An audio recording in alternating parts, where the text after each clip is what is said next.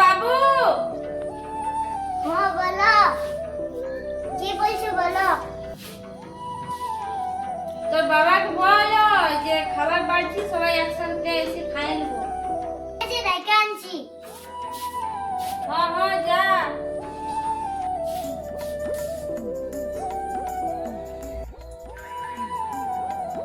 মা ডাকছি, খাইতে চলো। অনেক বেলা হয়ে গেছে, চল।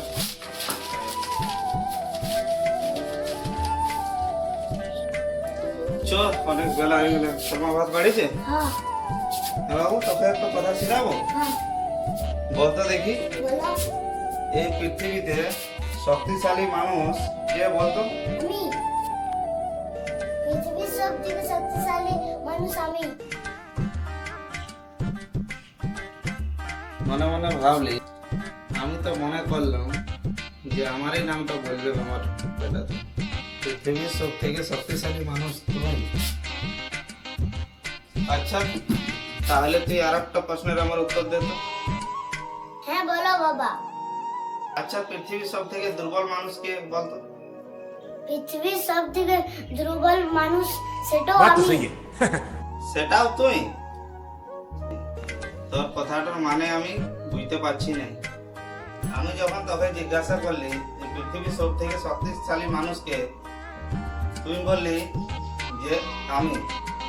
আচ্ছা, যখন জিজ্ঞাসা করলি যে সব থেকে দুর্বল মানুষকে, তখনও বলছিস যে তুই আমি। ব্যাপারটা কি বলতো?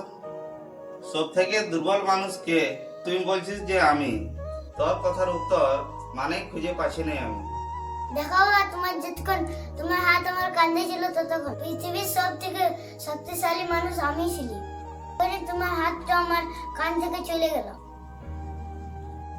পৃথিবীর সব থেকে দুর্বল মানুষ बात আমি तो सही হই। है দেখো বাবার আশীর্বাদ যে আমার মাথার উপরে থাকে বা কারোরই মাথার উপরে থাকে, পৃথিবীর যতই বড় শক্তি হোক কেন সে কিন্তু আমাকে হারাতে নাই পারবে।